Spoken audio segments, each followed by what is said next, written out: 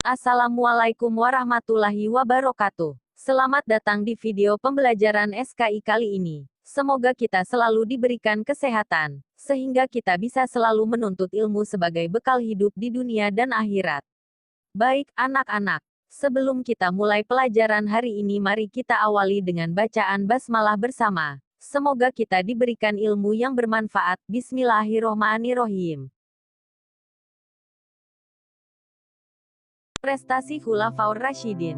1. Prestasi Abu Bakar As-Siddiq. Khalifah Abu Bakar memimpin umat Islam selama 2 tahun. Meskipun masa kepemimpinan Abu Bakar As-Siddiq relatif singkat, namun sangat terlihat keberhasilan setiap kebijakannya, di antaranya A. Menumpas kelompok pembangkang pada masa itu. Beberapa suku Arab yang berasal dari Hijaz dan Najd menyatakan murtad atau membangkang kepada khalifah baru dan sistem yang ada. Suku-suku tersebut menyatakan bahwa mereka hanya memiliki perjanjian dengan Nabi Muhammad. Oleh karena itu, kewafatan Nabi Muhammad menjadi alasan sehingga perjanjian tersebut tidak berlaku lagi. Ada pula yang menolak membayar zakat. Sebagian golongan yang lain kembali memeluk agama dan tradisi lamanya, yakni menyembah berhala.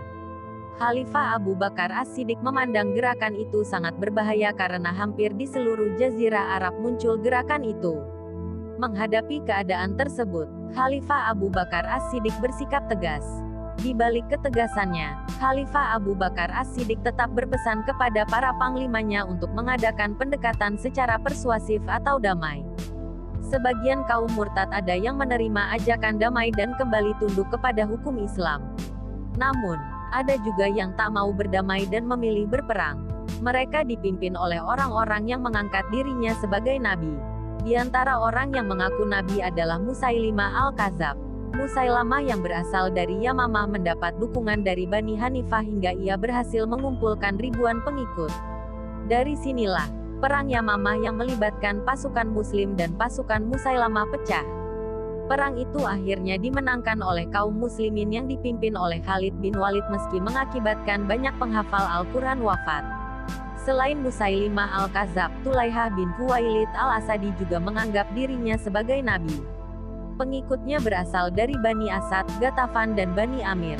Abu Bakar mengirim pasukan yang dipimpin Khalid bin Walid untuk memerangi kelompok ini sehingga pasukan Muslim berhasil mengalahkan mereka.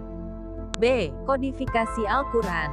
Dampak dari perang yang berlangsung di era kepemimpinan Abu Bakar, banyak para penghafal Al-Quran yang gugur ketika membela agama Allah. Situasi ini pun diresahkan oleh kaum muslimin yang khawatir bahwa Al-Quran akan lenyap seiring dengan para penghafalnya yang juga semakin berkurang. Atas inisiatif Umar bin Khattab, Abu Bakar diberi saran agar mulai membukukan Al-Quran. Awalnya memang Abu Bakar As-Siddiq tidak setuju dengan saran Umar dengan alasan bahwa Rasulullah tidak pernah membukukannya. Akan tetapi, atas penjelasan Umar, akhirnya pendirian Abu Bakar luluh. Abu Bakar As-Siddiq kemudian menunjuk Zaid bin Sabit sebagai pemimpin untuk mengumpulkan Al-Quran. Setelah selesai dikumpulkan, mushaf itu kemudian diserahkan kepada sang Khalifah Abu Bakar As-Siddiq. Selanjutnya, setelah Abu Bakar As-Siddiq wafat, mushaf tersebut disimpan oleh putri Umar bin Khattab yang juga merupakan salah satu istri Rasulullah bernama Hafsah binti Umar.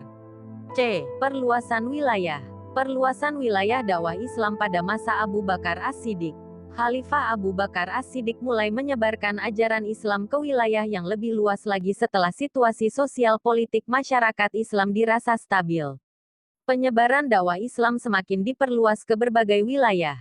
Salah satunya adalah dakwah yang dipimpin oleh Panglima Usamah bin Zaid bin Haritsah ke Suriah. Sebenarnya, pasukan ini telah dipersiapkan sejak zaman Nabi Muhammad.